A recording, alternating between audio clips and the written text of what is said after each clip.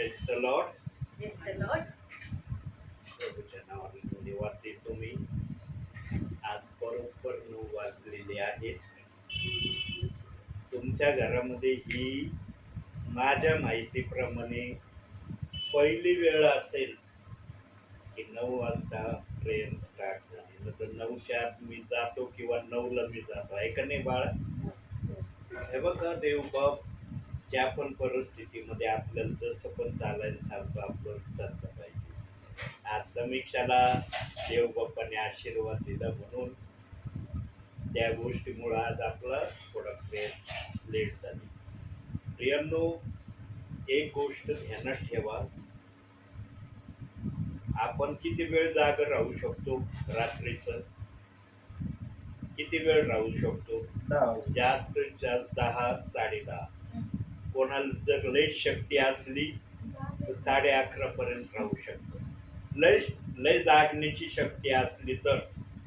बाकी तुमच्यासारख्या मुली तर 10 तुमच्यासाठी शेवटसाठी किंवा 10:30 जास्तीत जास्त 10च तुमच्यासाठी. बरोबर? प्रियांनो, इस्रायलाच्या रक्षकाला रात्रंदिवस झोप नाही. एक सेकंद तो झोपत नाही. झोपेचं का आपण या या सांगण्यामध्ये आणला विषय? कारण आम्ही झोपतो. आम्हाला कमीत कमी 4 तास झोप प्रत्येकाला मिळाली पाहिजे रात्रीची. असं सांगण्यात येतं की 4 तासाची निद्रा हर एक जणाला मिळणं गरजेचं आहे. जर त्याला 4 तासाची निद्रा नाही मिळाली तर 2 दिवसाच्या डोकल्या घेऊ शकतो असं म्हणतात बरं का. हे कितपत खरं आहे हे मला सांगता येणार नाही. पण आमचा इस्रायलाचा प्रभू एक सेकंद झोपत नाही. म्हणजे झोप काय आहे ते आमच्या इस्रायलाच्या रक्षकाला माहीतच नाहीये. झोप हा शब्द आमच्या देव बाप्पाच्या डिक्शनरीतच नाहीये. थोडक्यात सांगायचं म्हणजे त्या देवाचे आपण वारिसदार आहोत. त्याचे पुत्र कन्या मुलं म्हणण्याचा त्याने आपल्याला अधिकार दिला. म्हणून भक्तीची सुरुवात आपण प्रार्थनेने करूया आणि समीक्षा आपल्याला प्रार्थनेमध्ये घेऊन जाईल. आपण प्रार्थना करू. पवित्र पवित्र पवित्र जोशाधीश परमेश्वरा, आकाशाने पृथ्वीचे उत्पन्न करते ईश्वराच्या. आतापर्यंत सांभाळच पण तुझे धन्यवाद म्हणते ईश्वराच्या. हो ईश्वराने सुंदर वेळ तो आमच्या जीवनात जोडलेच म्हणून तुझे धन्यवाद म्हणते. हो ईश्वर ख्रिस्त पावसात तू संदेश सांगण्यात ईश्वराच्या तो आशीर्वादित हो. समजण्यास आम्ही सर्वांना तू बुद्धी आणि चातुर्य तू दे. हो ईश्वर ख्रिस्ता, इथे बसले प्रत्येकावर तुझा आशीर्वाद पाठव. तू म्हणतो जिथे दोघे किंवा तिथे मी उपस्थित आहे. हो ईश्वराचे आमच्या सर्वांचा असा विश्वास आहे की तो आमच्यामध्ये उपस्थित आहे.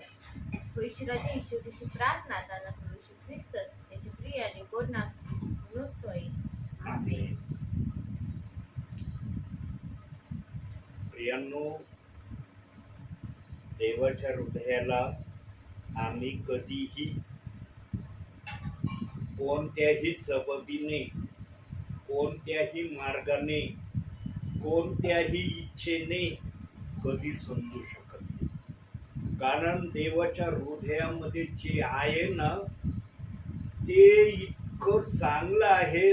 देवाच्या हृदयामध्ये कणा एवढी देखील मळ सापडणार नाही. देवाचं हृदय एकदम स्वच्छ आणि पवित्र आहे. म्हणून वचनातही सांगितलंय, जुन्या करारातही सांगितलंय आणि नवीन करारात पण आहे की तुम्ही आपले हृदय स्वच्छ करा. प्रियांनो, आम्हाला देव बाप्पाने इतका सिंपल शब्द सांगितलेला आहे की तुम्ही आपलं हृदय स्वच्छ करा. ज्याचे शरीरातले आतले पार्ट स्वच्छ आहेत ना प्रियांनो, त्याचं बाहेरचं शरीर आपोआप स्वच्छ होतं. आता तुम्ही म्हणतात कस काही? सिनाय पर्वतावरून 40 दिवसाच्या उपास आणि प्रार्थनेमधून जेव्हा मोशे खाली इस्रायली लोकांकडे आला तेव्हा मोशेच्या चेहऱ्याकडे इस्रायली लोकांना पाहावेना. आणि इस्रायली लोक म्हणले पण, मोशे भाऊ तुझा चेहरा आम्हाला बघवत नाही, सूर्याच्या तेजासारखा तुझा चेहरा आम्हाला दिसतोय, तुझ्या नजरेला नजर मिळवणं आमच्याच्याने शक्य नाही. म्हणून मोशे काय करायचा, आपल्या अंगावर डोक्यावर रुमाल टाकायचा किंवा फडकं ठेवायचा, की जेणेकरून मोशेचा चेहरा त्यांना दिसणार नाही. आता सांगा, सिनाई पर्वतावर मोशे जर प्रभू परमेश्वराच्या सानिध्यात होता, तर मोशेने आपल्या शरीरातले सर्व पार्ट प्रभूच्या सांगण्याने स्वच्छ केले. आणि ते स्वच्छ करणारे पार्ट कोण आहेत? देवाचा शब्द. म्हणून देव बाप्पाने आम्हाला पण देवाचा शब्द दिलाय. जो कोणी बायबल नियमित वाचेल, नियमित देवाच्या सांगण्याप्रमाणे करेल आणि प्रार्थनेमध्ये खंड पडू देणार नाही, प्रत्येक विश्वासणाऱ्याला, सेवकाला एका दिवसामध्ये 3 वेळेस प्रभूच्या सानिध्यात जाणं गरजेचं आहे. केलंच पाहिजे. ही बायबलची आज्ञा आहे की तुम्ही दिवसातून 3 वेळेस देवाच्या सानिध्यात गेले पाहिजे. सध्या आपण विचारातून चाललेलो आहोत. आता या विचाराला आपण बायबल मधून बघू की आपल्याला 3 दिवस देव सांगत आहे की माझ्या सानिध्यात विश्वासणाऱ्यांनी, सेवकाने आलं पाहिजे. आता हे कुठं दिलंय बायबलमध्ये? दानिएलाचं पुस्तक 6वा अध्याय 10वं वचन. 10वं वचन.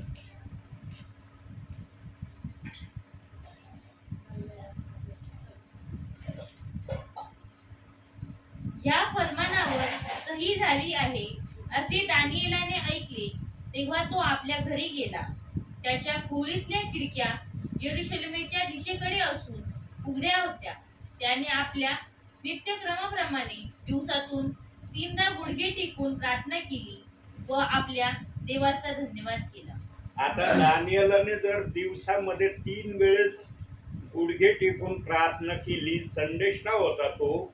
श्रेष्ठ संदेष्ट्यामध्ये त्याचं नाव आहे, तो कनिष्ठ संदेष्ट्यामध्ये नाही. दानिएल श्रेष्ठ संदेष्ट्यामध्ये आहे. म्हणजे जसं यशाया, यिर्मया, येहेजकेल श्रेष्ठ संदेष्टे आहेत, तसा दानिएल सुद्धा श्रेष्ठ संदेष्ट्यामध्ये आहे.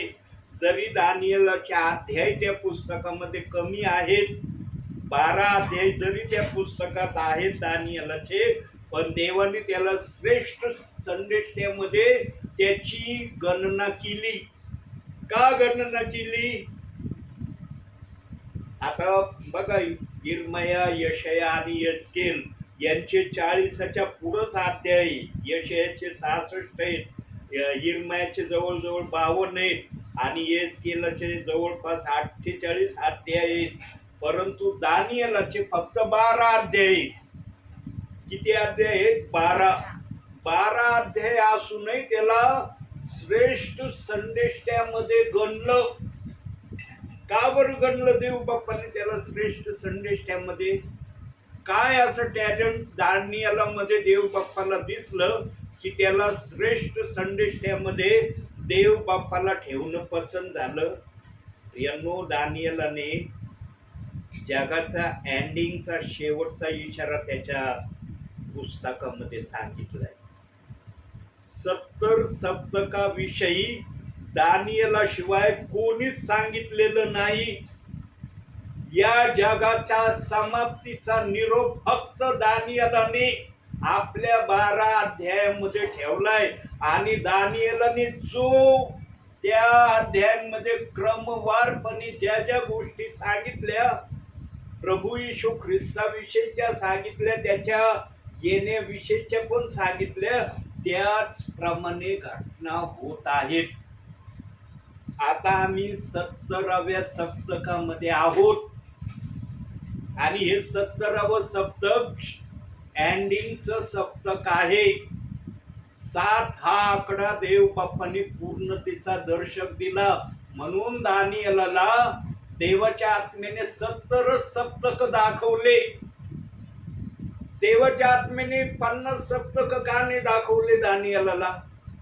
70 देव बाप्पाला दाखवण्याची आवश्यकता का पडली? कारण देव बाप 7 या अक्षरानेच आपल्या सर्व गोष्टीचा शेवट करण्याच्या विचारात आहे. म्हणून हे 17वं सप्तक आमच्यासाठी जगाच्या एंडिंगचं सप्तक चाललेलं आहे. म्हणून आज हर एक विश्वासणारा सेवक बोलत आहे प्रभूच्या प्रेरणेने की प्रभू येशू ख्रिस्ताचं येणं कोणत्याही समयाला होणार आहे. आणि दुसरी गोष्ट दानियेलामध्ये काय देव बाप्पाने पाहिली? दिवसातून 3 वेळेस तो गुडघ्यावर जाऊन प्रार्थना करणारा होता. नबुखेदनेस्सर राजाने फरमान काढलं होतं 30 दिवस कोणत्याही देवाचं नाव घ्यायचं नाही. कोणालाच 30 दिवस कोणत्याही देवाचं नाव घेण्याची परवानगी नाही, असं फरमान नबुखेदनेस्सर राजाने काढलं होतं. परंतु नबुखेदनेस्सर राजाच्या राज्यकारभारामध्ये सरदार जे मंत्री होते त्यांना माहित होतं की या राज्यामध्ये एक दानियल नावाचा व्यक्ती आहे, तो देवाला भिवून वागणारा आहे. नबुखेदनेस्सर राजाने जेव्हा हे फरमान काढलं तेव्हा हे मंत्रीजनांनी सरदारांनी फक्त दानियेलाकडे लक्ष केलं की दानियल दिवसभरात कसं वागतोय, काय करतोय, त्याची दिनचर्या तो कशी घालवितो याकडे त्यांचं लक्ष होतं. आणि कमीत कमी आता बायबलने एक्झॅक्टली आकडा सांगितलेलं नाही दानियेला विषयी, परंतु आपल्या माहितीसाठी आपण धरून चालूया की 10 दिवस दानियेलाचं वर्तन सरदारांनी मंत्र्यांनी पाहिलं, प्रधानांनी पाहिलं. आणि ही गोष्ट नबुखेदनेस्सर राजाला त्यांनी जाऊन सांगितली की महाराज तुमचा आदेश अख्खी प्रजा पाळीत आहे, फक्त एक जण असा आहे तो तुमच्या आज्ञेच्या विरोधात चाललाय. 10 दिवस आम्ही त्या व्यक्तीकडे बारकाईने लक्ष दिलं. आणि जेव्हा त्या काळातल्या राजांचा असा आदेश असायचा, राजांना वाटायचं आम्ही जे बोललो तसं झालंच पाहिजे. त्या राजांची त्या समयातली अशी भावना इच्छा होती. आणि जेव्हा नबुखेदनेस्सर राजाला हे मंत्रीजन सांगतात तेव्हा नबुखेदनेस्सर राजा लाल पिवळा होतो आणि म्हणतो कोण आहे माझ्या प्रजेमध्ये असा की माझ्या फरमानाच्या विरोधामध्ये तो चालत आहे. तेव्हा फरमान निघण्या अगोदर नबुखेदनेस्सर राजाने आज्ञा काढली होती की जो कोणी माझ्या फरमानाच्या विरोधात चालेल त्याला सिंहाच्या गुहेमध्ये टाकलं जाणार आहे. म्हणून त्या समयातले प्रजेतले लोक त्याचे घाबरून ते म्हणले नाही रे बाबा, सिंहाच्या गुहेत नाही जायचं आम्हाला, राजाचा आज्ञा मानणं आम्हाला मान्य. पण दानियेलाने फरमान नबुखेदनेस्सर राजाचं नाकारलं. म्हणून नबुखेदनेस्सर राजांनी पण ज्या सिंहाच्या गुहेमध्ये टाकण्याचा फरमान काढलं होतं तो म्हणला 7 दिवस उपाशी असलेल्या सिंहाला त्या गुहेमध्ये पाठवा आणि दानियेलाला तिथं टाका. परंतु जेव्हा या मंत्रीजनांनी, सरदारांनी, प्रधानांनी नबुखेदनेस्सर राजाला हे सांगितलं ना, ध्यान देऊन ऐका प्रभूचा आत्मा काय सांगत आहे. प्रियांनो, नबुखेदनेस्सर राजाच्या हृदयामध्ये कुठंतरी दानियल वाचावा या गोष्टीची अपेक्षा नबुखेदनेस्सर राजाच्या हृदयात होती. पण ती भावना नबुखेदनेस्सर राजाने व्यक्त केली नाही. पण आम्ही जर 1 ते 6 अध्याय ध्यान देऊन जर वाचलं ना प्रियांनो, तर तिथं असं दिसतं की नबुखेदनेस्सर राजाने जे फरमान काढलं होतं सिंहाच्या गुहेमध्ये टाकण्याविषयी, पण दानियेला विषयी नबुखेदनेस्सर राजाच्या मनात आलं होतं की दानियल वाचला जावा, म्हणून नबुखेदनेस्सर राजाला त्या रात्री रात्रभर झोप आली नाही. सारी प्रजा झोपली असेल प्रियांनो, परंतु नबुखेदनेस्सर राजा रात्रभर बेचैनीने जागा राहिला प्रियांनो. देवाने त्याला रात्रभर झोपू दिलं नाही. प्रियांनो, देवाच्या विरोधात जाणं इतकं सोपं नाही आणि विश्वासणाऱ्यांच्या सेवकाच्या विरोधात जाणं इतकं आजच्या काही जणांना फार सोपं वाटू लागलेलं आहे. सोपं नाही प्रियांनो. नबुखेदनेस्सर राजाला देव बाप्पाने रात्रभर झोपू दिलं नाही आणि भल्या पहाटे नबुखेदनेस्सर राजा एकटाच सिंहाच्या गुहेकडे गेला असं तिथं लिहिलंय 6व्या अध्यायामध्ये. आणि त्याने आवाज दिला, दानियेला, दानियेला, ज्या देवाची तू सेवा करतोस त्या देवाने तुला वाचवलं का? तेव्हा आतून दानियल पण आवाज देतो, ज्या देवाची सेवा मी करतो त्या देवाने सिंहाचे तोंड बंद केले. प्रियांनो, म्हणून माझ्या विचारामध्ये मी नेहमी सांगत असतो, जीवनामध्ये सर्वांच्या विरोधात जा, देवाच्या विरोधात जाऊ नका. देवाच्या विरोधात गेले ना संपले.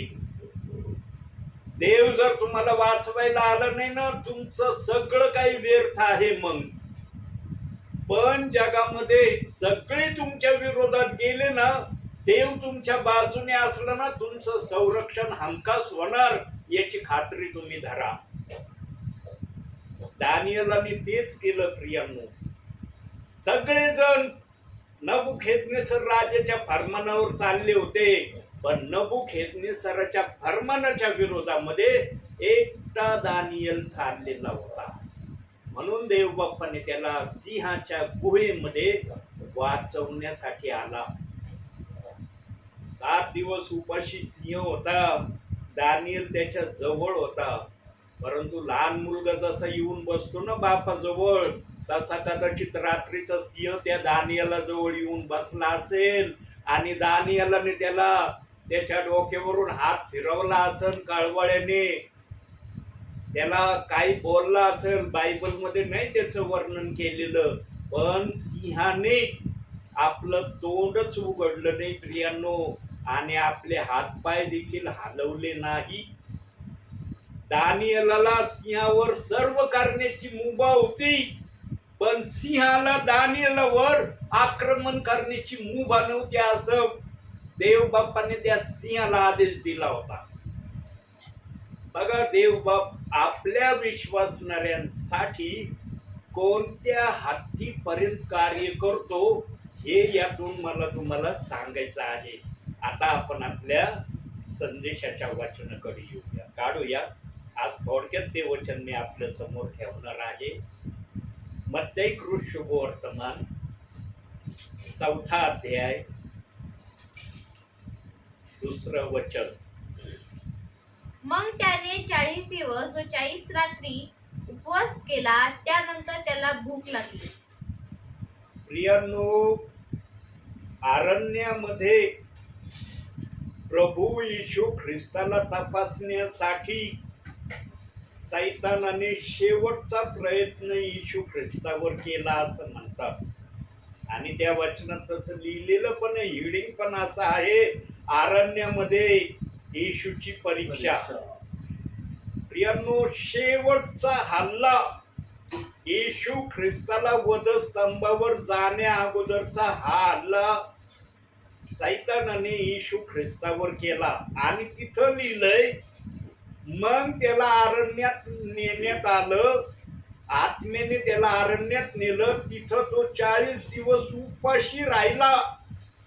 बायबलच्या आत्म्याने शब्द उपाशी ठेवलाय. तिथं उपास शब्द नाही दिलेला. उपाशी ठेवलं म्हणजे सैतानाने 40 दिवस येशू ख्रिस्ताला अन्न वाचून पाण्या वाचून उपाशी ठेवलं. आणि कदा या सैतानाला आम्हाला एक दिवस जर उपाशी ठेवलं तर आमच्या दुसऱ्या दिवशी काय परिस्थिती होती, काय परिस्थिती होईल आमची. आम्हाला उठलेली जागा उठवणार नाही प्रियांनो, आम्ही जागेवरच बसून राहू कदाचित. परंतु इथं येशू ख्रिस्ताने 40 दिवस 40 रात्र उपाशी राहिला आणि उपाशी राहिल्यावर पण तो शांत नाही राहिला. मग येशू ख्रिस्ताशी त्यांनी बोलायला सुरुवात केली. पहिला प्रश्न केला, तू 40 दिवस 40 रात्र उपाशी आहेस, या ढोंड्याला आज्ञा कर म्हणजे हे भाकरी होतील आणि तुझी ते भूक भागवतील. आणि येशू ख्रिस्ताने सैतानाचा कावेबाजपणा ओळखला आणि तो म्हणाला, मनुष्य केवळ भाकरीने नव्हे तर परमेश्वराच्या मुखातून निघणाऱ्या वचनाने वाचेल. दुसरा प्रश्न, उंच कंगोऱ्यावर नेऊन उंच ठिकाणी नेलं, तिथून म्हणला खाली उडी टाक, कारण तुझ्या संरक्षणासाठी खाली देवदूत तुला झेलून धरण्यासाठी रेडी आहेत. तेव्हा पण येशू ख्रिस्त म्हणला, वचनात असं लिहिलंय, तू आपला देव परमेश्वर याची परीक्षा पाहू नको. तिथं पण त्याचं मन नाही भरलं. मग उंच ठिकाणी नेलं त्याला, उंच कंगोऱ्यावर सगळं पृथ्वीचं अस्तित्व दाखवलं आणि म्हणलं, हे सगळं मला देण्यात आलंय, हे सगळं मी तुला द्यायला तयार आहे, फक्त मला नमन तू कर. तेव्हा मात्र येशू ख्रिस्त त्याला म्हणला, असं वचनात लिहिलंय, तू आपला देव परमेश्वर याला नमन कर. आणि मग येशू ख्रिस्ताने आदेश काढला, अरे सैताना माझ्यापासून निघून जा. तेव्हा सैतान निघून गेला. प्रियांनो, आज बघा आता 1-2 दिवसांनी उपवास सुरू होणार आहे ना, 40 दिवसाचे उपवास सुरू होणार आहेत. येशू ख्रिस्ताच्या उपवास धरण्यामध्ये काय अर्थ आहे आणि जगातले प्रियजन आज जे 40 दिवसाचे उपवास धरणार आहेत याच्यामध्ये काय अर्थ आहे ते थोडक्यात पवित्र आत्मा आपल्याला सांगणार आहे. येशू ख्रिस्ताने जे उपाशी राहून उपास केला, म्हणजे उपाशी राहून त्याला उपाशी ठेवण्यात आलं, त्याने उपास धरले नाही, त्याला उपाशी ठेवण्यात आलं. कशासाठी उपाशी ठेवण्यात आलं?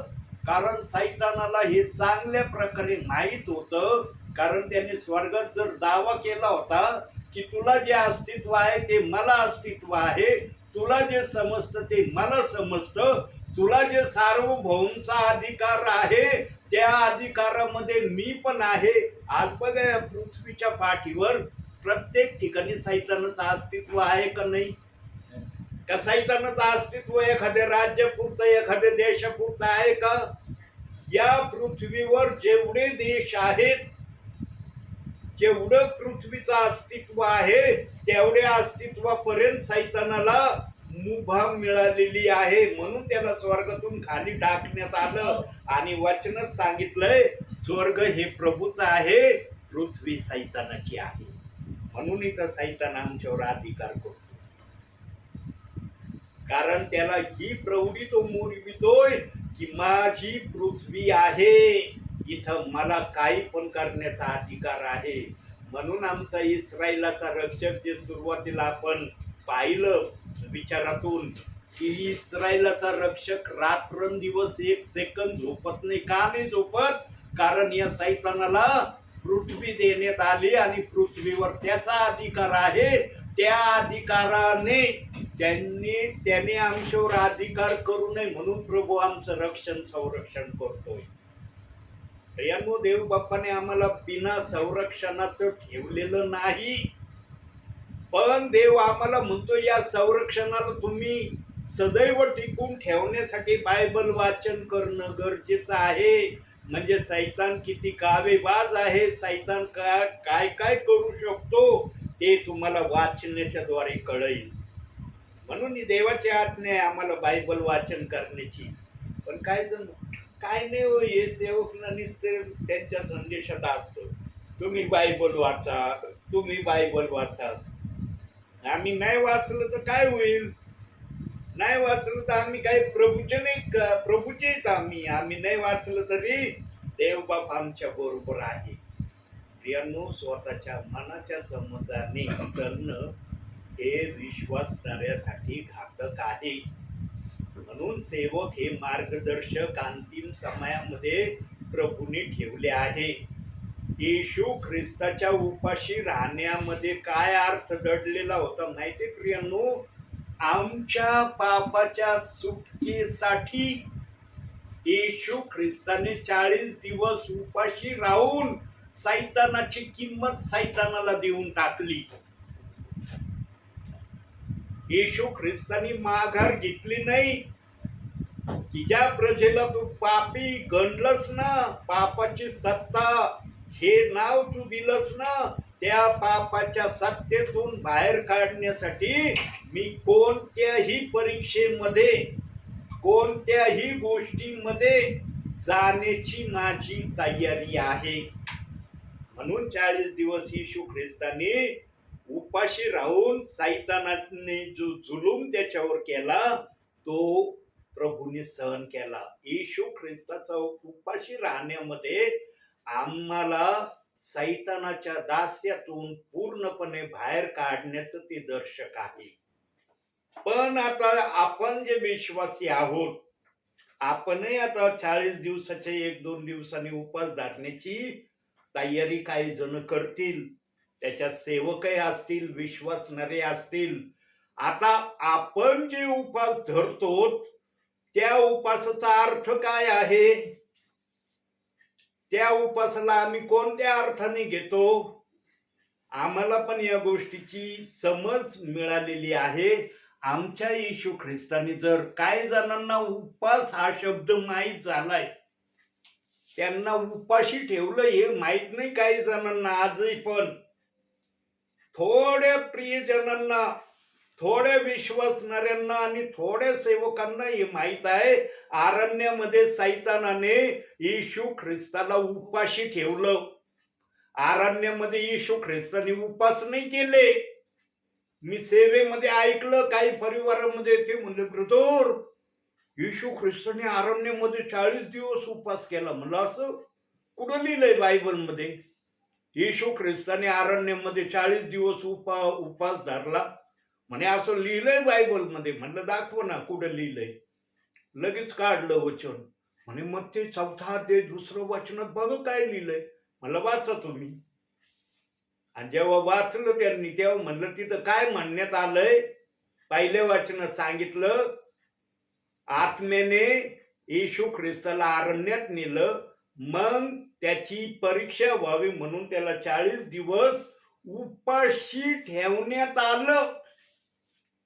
उपाशी ठेवण्यात आलं शब्द दिलाय तिथं. त्याने उपास केला नाही लिहिलं. उपाशी राहिला तो आमच्या पापातून आम्हाला बाहेर काढण्यासाठी. येशू ख्रिस्ताच्या उपाशी राहण्यामध्ये अर्थ आहे. पण आम्ही जे उपास धरण्याची तयारी दाखवतो प्रभूच्या समक्षतेमध्ये, हे आम्ही कोणत्या अर्थाने प्रभूला सादर करण्याची इच्छा करतो?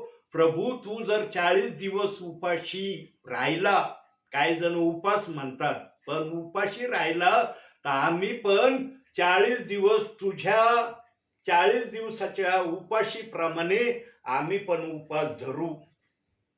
आमचा उपास धरणं आहे, येशू ख्रिस्ताचं उपाशी राहणं आहे. हा अंतरण फरक आहे प्रियांनो. येशू ख्रिस्ताला उपाशी ठेवण्यात आलं, पण आम्ही येशू ख्रिस्ताच्या नावाने उपास धरणार आहोत. आणि आमचा उपास कसा असणार आहे?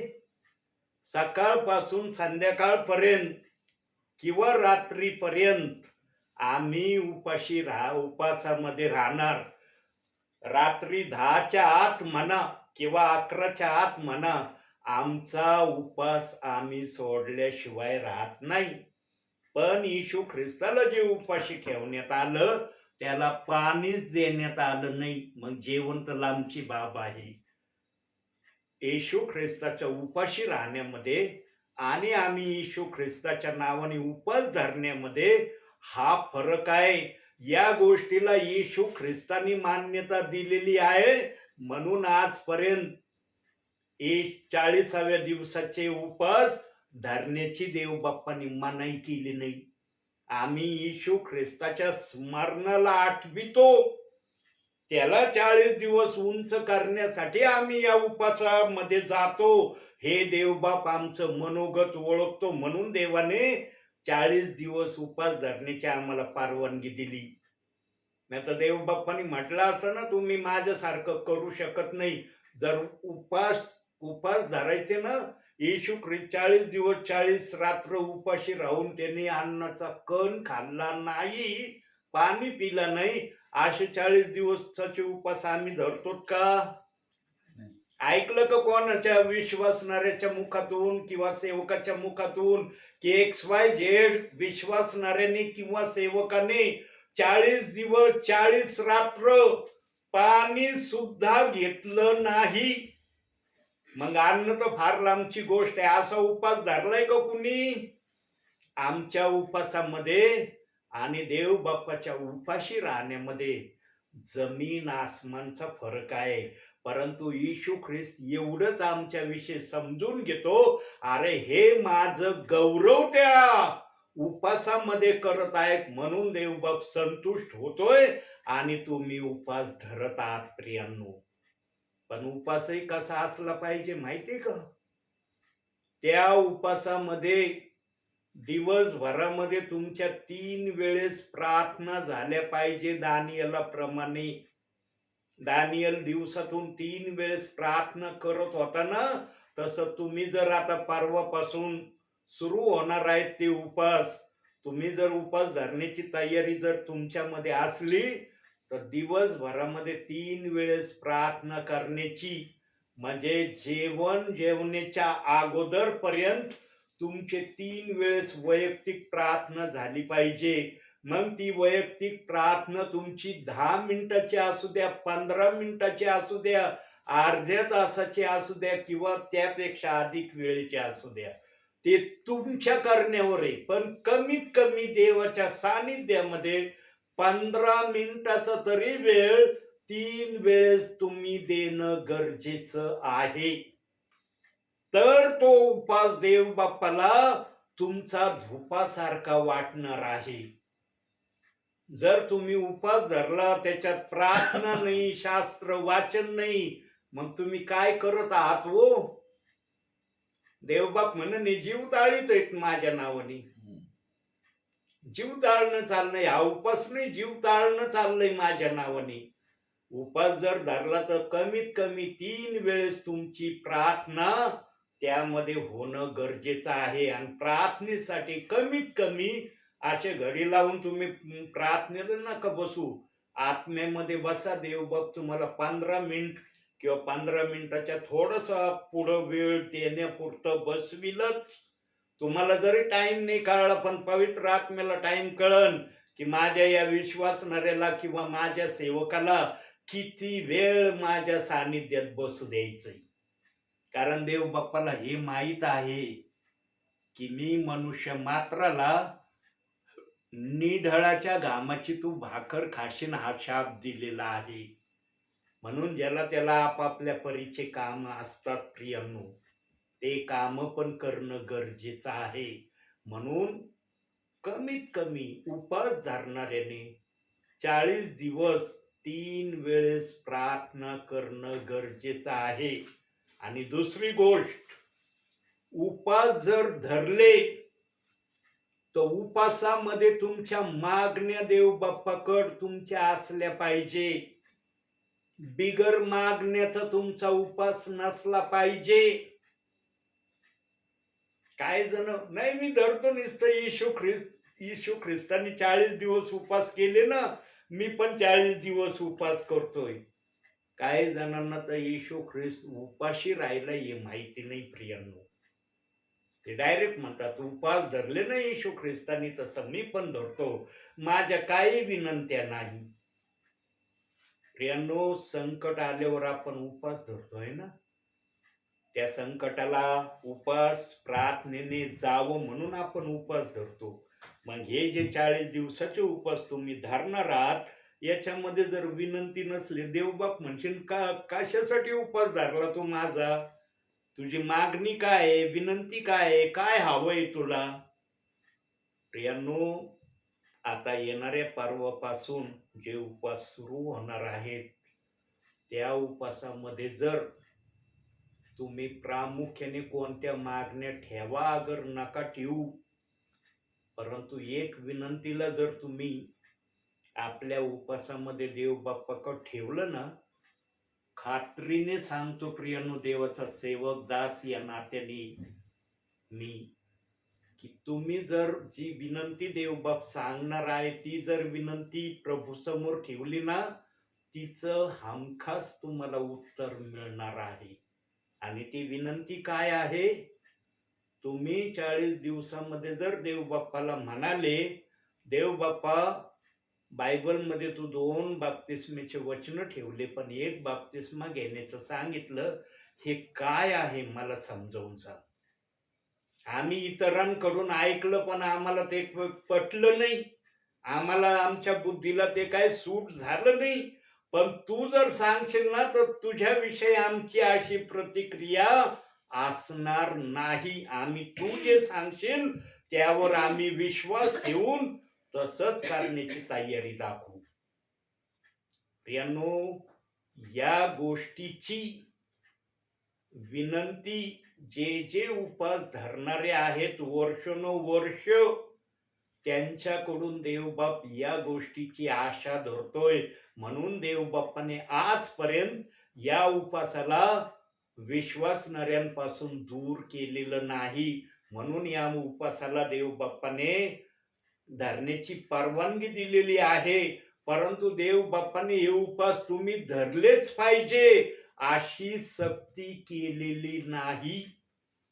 ज्याला वाटेल त्यांनी धरू शकता, पण देवाने या सक्तीची बाब उपवासाची आपल्या वचनात केलेली नाही.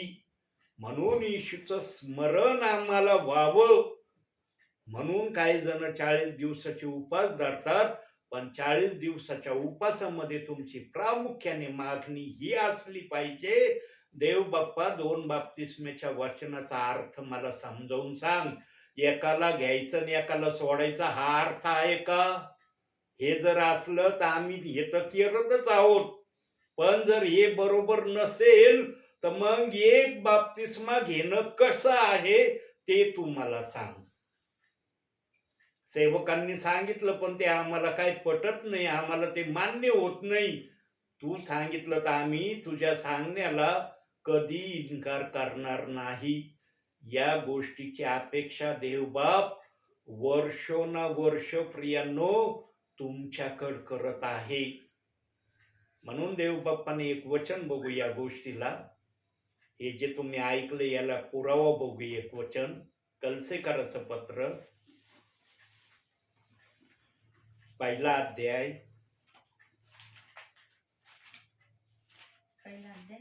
26 वचन. जे रहस्य युगानुयुग पिढ्यानपिढ्या गुप्त ठेवले होते, परंतु आता त्याच्या पवित्र जनांना प्रकट झाले आहे, ते हे वचन होय. वर्षोनवर्ष प्रियांनो देवाच्या हृदयात आत्म्यात हे गुज रहस्य देव बाप्पांनी जपून ठेवलं होतं. आणि ते रहस्य आणि गुज अंतिम समयात देवबाप सेवकांच्या मुखातून प्रगट करायला लागला आहे. प्रियांनो, बायबलचं वचन असं वचन आहे. काय जणांचा असा समज आहे बरं का बायबलच्या वाचनाविषयी. काय समज आहे माहिती का?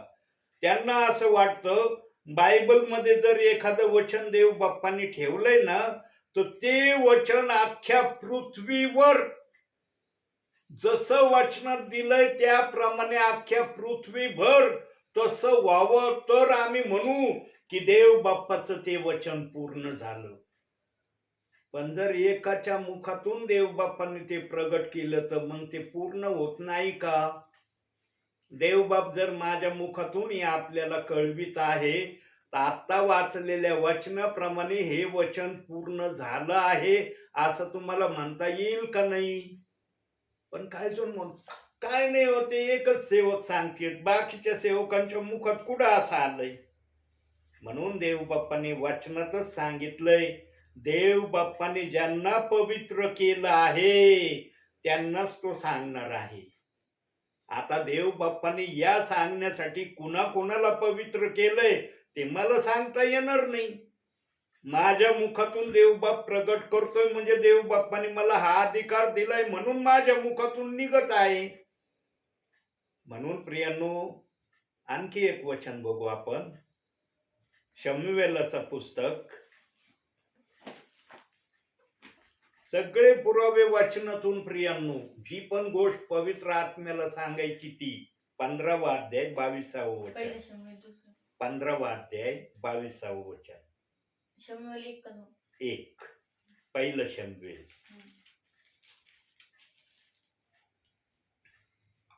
22वा वचन. तेव्हा शमूएल म्हणाला, परमेश्वराचा शब्द पाळल्याने जसा त्याला संतोष होतो तसा होमांनी व यज्ञांनी होतो काय? पहा, यज्ञापेक्षा आज्ञा पाळणे बरे, एडक्यांच्या वपेपेक्षा वचन ऐकणे बरे. काय बरे म्हणतोय देव बाप? वचन ऐकणं बरं म्हणतोय ना.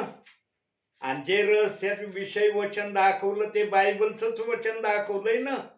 का माझ्या मनाचं काय सांगत आहे मी?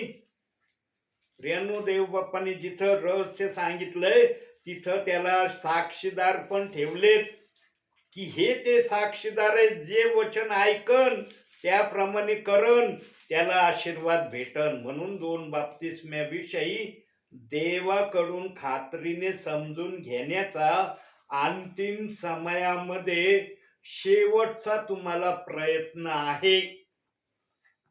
जर तुम्हाला वाटत नसेल, नाही मला नाही या गोष्टीविषयी जाणून घ्यायचं, जाणून जर घेण्याची इच्छा नसेल तर त्याप्रमाणे करण्याची प्रक्रिया दाखवा देव बाप्पाला.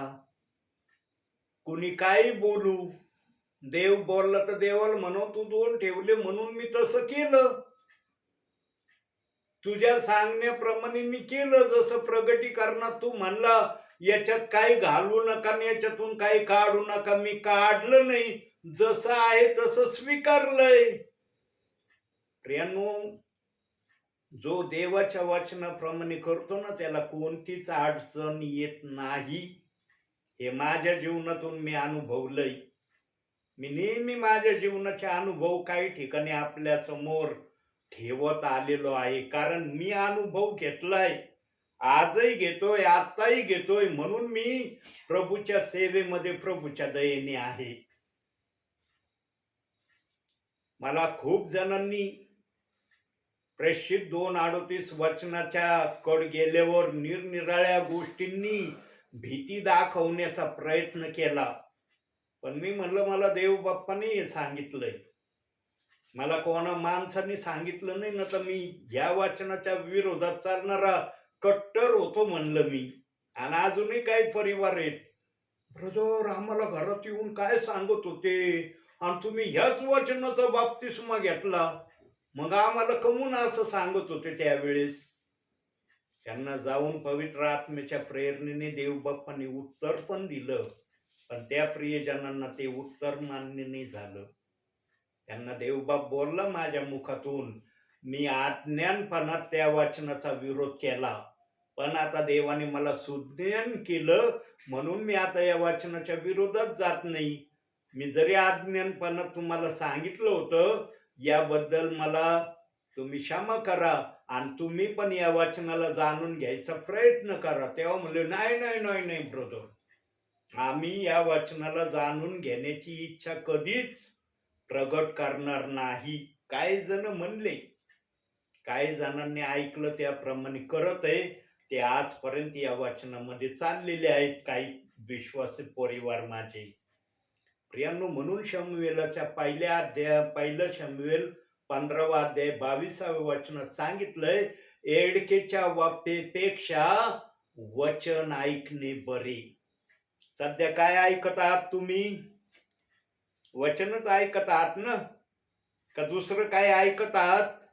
म्हणून प्रियांनो, जेव्हा पवित्र आत्मा बोलत असतो ना, तेव्हा पवित्र आत्मा जे पण बोलतो विचारातून असो वचनातून असो ते योग्यच असतं. त्याच्यामध्ये शंका काढायला जागा राहत नाही. म्हणून सेवक आत्म्याच्या प्रेरणेने जर सेवेला आला ना, त्याच्याकडून आत्म्याची सेवा झाल्याशिवाय राहणार नाही. उशीर झालेला आहे आज आपल्याला, पण देव बाप्पाने आपल्याला संधी दिली, वेळ दिला की बाळांनो, आज उशीर जरी झाला तरी मला तुम्हाला थोडासा निरोप सांगायचा आहे.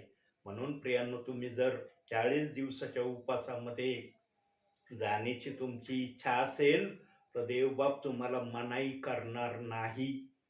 पण त्या उपासामध्ये अशी सिक्रेट विनंती देव बाप्पाला करा की जेणेकरून त्या सिक्रेट विनंतीने तुमच्या मनाचं सर्व समाधान होईल. आणि सर्वात सिक्रेट विनंती हीच माझ्या मते आहे आजच्या समयामध्ये. आज जे प्रेषितांची कृत्य 2 अध्याय 38 वचनाचा विरोध चाललाय ना, हा विरोध का चाललाय याचं उत्तर जर देव बाप्पाकडून तुम्ही जाणून घेण्याचा प्रयत्न केला ना प्रियांनो, तर तुमचे 40 दिवसाचे उपास धरणं देवाच्या नजरेमध्ये यशस्वी झालं असं देवबाप म्हणून. काही जणांचं असं मत आहे. काय मत आहे माहिती का? बघूया जरा वचनातून. प्रेषितांची कृत्य 2 अध्याय 36 वचन.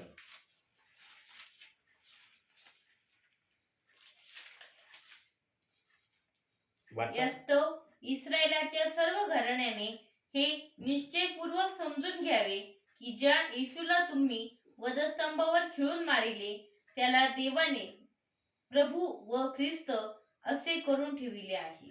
आमेन. आता येशू ख्रिस्ताला ज्यांनी मारलं खिळून, ज्यांनी येशू ख्रिस्ताचा अपमान केला, येशू ख्रिस्ताला नानाविध गोष्टींनी छळलं, त्रास दिला, काही जणांचं मत आहे की एवढ्याच लोकांसाठी प्रेषितांची कृत्य 2 अध्याय 38 वचन आहे बायबलमध्ये.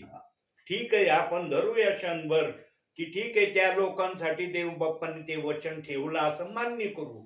पण आज जर ते छळणारे लोक या जगामध्ये राहिलेले नाहीत, ते जगातून निघून गेलेले आहेत, मग प्रेषितांची कृत्य 2 अध्याय 38 वचन आजही बायबलमध्ये का आहे? ते लोक जर जगामध्ये नाही तर हे वचनही पण बायबलमधून जायला पाहिजे होतं ना. त्या लोकांसाठी जर हे वचन होतं तर मग त्यांची प्रक्रिया जर पूर्ण झाली, मग हे वचन बायबलमधून जायला पाहिजे होतं. पण हे गेलं नाही बायबलमधून. हे बायबलमध्ये देवाच्या आत्म्याने ठेवलंय. म्हणजे देवाच्या आत्म्याची इच्छा आहे की आम्ही पण या वचनाला समजून घ्यावं. आणि वाचताना पहिला शब्द आलाय त्या प्रेषितांची कृत्य 2 अध्याय 36 वचनामध्ये, सर्व इस्रायलाच्या घराण्याने हे समजून घ्यावे. आता सर्व घराण्याविषयी देवबाप बोललाय. तिथं देवबाप असं नाही म्हणला ठराविक घराण्याने हे समजून घ्यावे. सर्व इस्रायलाचे घराणे जर म्हटलं तर त्याच्यात आम्ही पण येतो.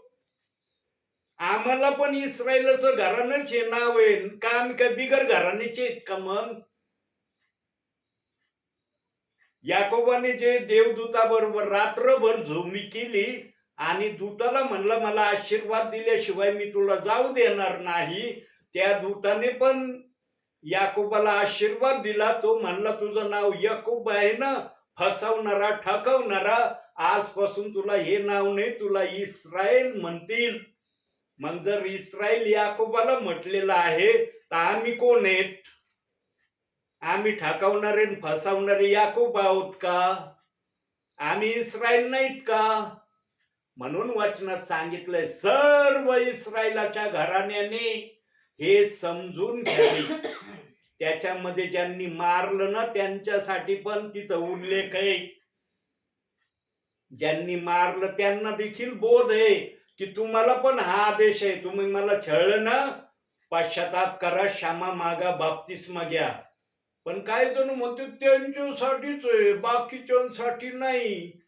मग बाकीच्यांसाठी नाही तर ते वचन काय आहे बायबलमध्ये? प्रियांनो, देवाच्या वचनाला जसं पण देवाने ठेवलंय ना तसं आम्ही मान्य करणं यातच आमचं हित आहे, यामध्येच आमचा फायदा आहे. म्हणून देवबाप म्हणला, आकाश पृथ्वी नाही तशी होतील, माझं वचन नाही तसं होणार नाही. ठाम पुरावे दिलेत. एका ठिकाणी म्हणलं बायबल मधलं काना आणि मात्र मी काढायची तयारी ठेवत नाही. इथं तर एका वाचनाला दोष लावण्याची प्रक्रिया वर्षोनवर्ष पिढ्या चालत आली. देवाला कसं सहन होईल व ये, म्हणून त्यांनी जे पिढ्या युगानुयुग गुप्त ठेवलं होतं ते सेवकाच्या द्वारे प्रगट करत आहे.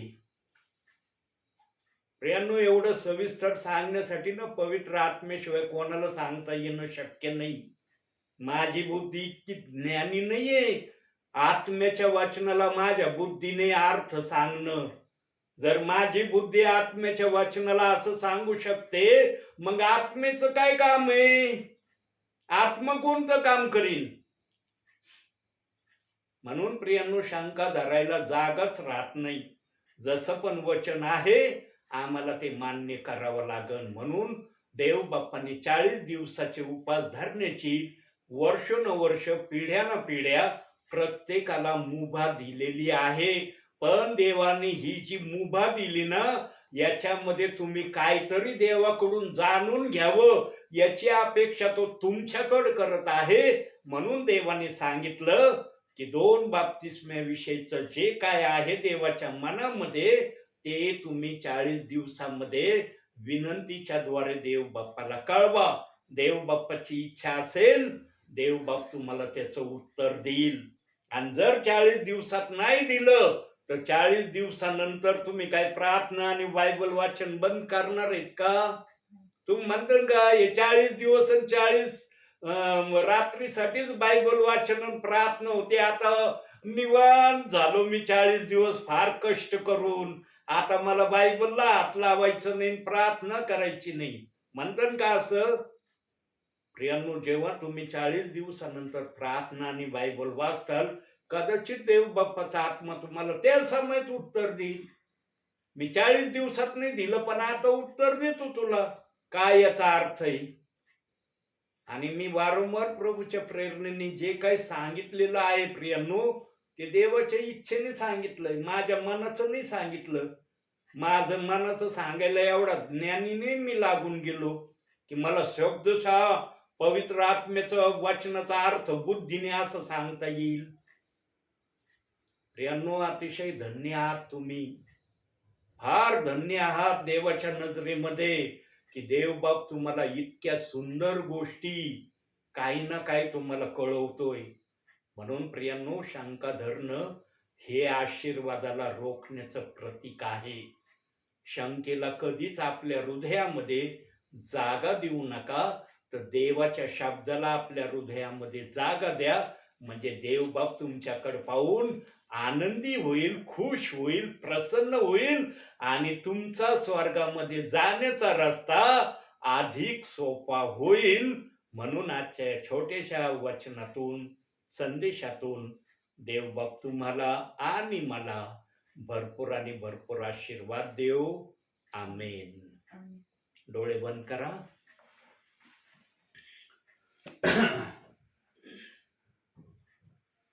काही सेकंद आपण शांत राहू प्रियांनो, काही सेकंद, मग आपण प्रार्थना करू.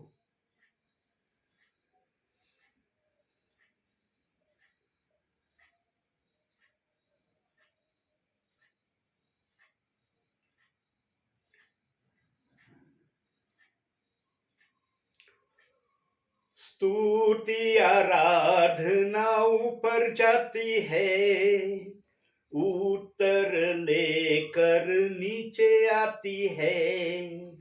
स्तुति आराधना ऊपर जाती है, उत्तर लेकर नीचे आती है.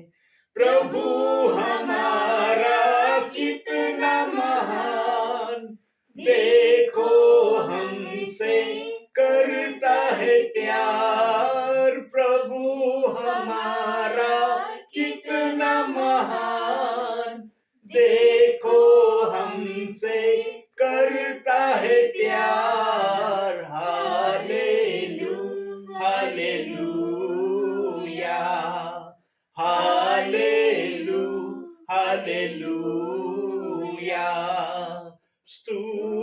आराधना ऊपर जाती है, आशीष लेकर नीचे आती है। स्तुति आराधना ऊपर जाती है, आशीष लेकर नीचे आती है। आपल्यासाठी शेवटची प्रार्थना प्रेरणाताई करतील. आपण प्रार्थना करू. पवित्र पवित्र पवित्र सेनाधीश परमेश्वरा, आकाश आणि पृथ्वी यांची उत्पन्न करते ईश्वराच्या बाप्पा, आतापर्यंत सांभाळस म्हणून मी तुला धन्यवाद देते. हो ईश्वराजा, ही सुंदरशी रात्रीची वेळ आमच्या जीवनात जोडली त्याबद्दल तुझे खूप खूप आभार ईश्वराजा. हो ईश्वराजा बाप्पा, या रात्रीच्या समयला ईश्वराजा आम्ही जो वचन वाचलंय ईश्वराजा ती तू आशीर्वादित कर. जो संदेश ऐकले ईश्वराजा बाप्पा, त्यातील प्रत्येक वचन समजण्याचं बुद्धीचातुर्य इथं बसल्या प्रत्येकाला पुरव. हो ईश्वराजा बाप्पा, हा संदेश ऐकणाऱ्या प्रत्येकासाठी आशीर्वादाचा असा कर. या संदेशाद्वारे प्रत्येकाच्या जीवनात तू कार्य कर ईश्वराजा बाप्पा. हो प्रभू ख्रिस्ता, बाळासाहेब वचन सांगत असताना त्यांच्या मुखातले शब्द त्यांचे नव्हे तर तुझे होते ईश्वराजा बाप्पा. हो प्रभू ख्रिस्ता, आमचा विश्वास आहे बाप्पा. हो ईश्वराजा बाप्पा, अजून प्रार्थना करण्याचं सामर्थ्य त्यांना तू दे ईश्वराजा बाप्पा. हो प्रभू ख्रिस्ता, तुझं वचन सांगण्याचं बुद्धीचातुर्य तू पुरव ईश्वराजा बाप्पा. त्यांचा उपयोग बाप्पा तू तुझ्या राज्याच्या वाढीसाठी करून घे आणि हो दे तुझ्याच नावाचं गौरव. ईश्वराजा प्रार्थना करते माझ्या कुटुंबियांसाठी ईश्वराजा बाप्पा, प्रत्येकाला तू आशीर्वाद असं भर ईश्वराजा. तुझ्या वाचनात मार्गात त्यांना चालव ईश्वराजा बाप्पा. हो प्रभू ख्रिस्ता, पप्पा काम करत असताना त्यांच्या सोबती तू राहा ईश्वराजा बाप्पा. हो प्रभू ख्रिस्ता, लागणारी शक्ती तू पुरव. आईसाठी प्रार्थना करते ईश्वराजा बाप्पा, आरोग्य दिलंस त्याबद्दल तुझे खूप खूप धन्यवाद. इथून पुढे बाप्पा तू असे सांभाळत राहा ईश्वराजा बाप्पा. सर्व अडचणीपासून संकटांपासून तू सोडव ईश्वराजा. मम्मीसाठी प्रार्थना करते ईश्वराजा बाप्पा, उत्तम आरोग्य दे ईश्वराजा बाप्पा. सर्व अडचणीपासून संकटांपासून तू सोडव. हो ईश्वराजा, आम्ही शाळेत जात असताना आमच्या भोवती तुझं कुंपण तू असू दे ईश्वराजा. तुझ्या ज्ञानाच्या भांडारातून ज्ञान बुद्धी चातुर्य तू पुरव ईश्वराजा. बाप्पा प्रार्थना करते दीदीसाठी ईश्वराजा बाप्पा, बाहेर ठिकाणी राहत असताना सर्व अडचणीपासून सर्व संकटांपासून तारण करता, उद्धार करता आणि रक्षण करता तो ईश्वराजा बाप्पा. हो ईश्वराजा बाप्पा, तुझ्या जोराचं कुंपण तिच्या भोवती तू असू दे आणि हो तुझ्याच नावाचा गौरव ईश्वराजा. आम्ही जेवण खाल्लं ते तू आशीर्वादित कर, आम्हाला दिलंच सर्वांना दे. या रात्रीच्या समय ईश्वराजा, कोणाला उपाशी ताणलेल्या भुकेला असा ठेवू नको. पायक साहेबांचं येणं जसं आशीर्वादित केलं तसं त्यांचं जाणं देखील आशीर्वादित कर. तुझे दूधचं कुंपण त्यांच्या भोवती असू दे ईश्वराजा बाप्पा. त्यांचा प्रवास तू सुखाचा कर ईश्वराजा बाप्पा. या रात्रीच्या समयला जे प्रवास करत असतील त्यांना तो प्रवास सुखाचा कर. जे आजारी असतील ईश्वरच्या नावात त्यांचा तो आदर बरा कर आणि हो दे तुझ्याच नावाचं कर. हो ईश्वराजा बाप्पा, तू म्हणतो जिथे दोघी किंवा तिघे तेथे मी उपस्थित आहे ईश्वराजा बाप्पा. तो आमच्यात उपस्थित होता आज आमचा विश्वास आहे ईश्वराजा बाप्पा. ओ प्रभू ख्रिस्ता, तू म्हणतो प्रार्थना करून जे काही मागाल ते तुम्हाला मिळाले आहे असा विश्वास धरा, म्हणजे तू तुम्हाला देण्यात दिलं. हो ईश्वराजा बाप्पा, आमचा विश्वास आहे या प्रार्थना विनंती बाप्पा तू ऐकणारा देवेस. यात जे मागितले ईश्वराजा तू देणार देवे. ही छोटीशी प्रार्थना तारणा प्रभू श्री ख्रिस्त याच्या गोड प्रयत्नात किती म्हणून पित्ततोय. आमेन. हे आमच्या स्वर्गातील बाप्पा, तुझे नाव पवित्र मानले जाऊ, तुझे राज्य जसे स्वर्गात तसे पृथ्वीवर. तुझ्या इच्छेप्रमाणे आमची रोजची भाकर आज आम्हाला दे. जसे मी आमच्याकडे सोडले आहे तसेच आमच्याकडे आम्हाला सोड आणि आम्हाला स्पर्शात नको तर आम्हाला पाय सोड. कारण राज्य सामर्थ्य आणि गौरव ही प्रकार तुझे आहे. आमेन. प्रभू येशू रक्त की जय. प्रभू येशू रक्त की जय. प्रभू येशू रक्ताचा जयकार असो. आमेन. धन्य येशू नाम, धन्य येशू नाम, धन्य येशू नाम सर्व काळ. धन्य येशू नाम, धन्य येशू नाम, धन्य येशू नाम सर्व काळ. आमेन.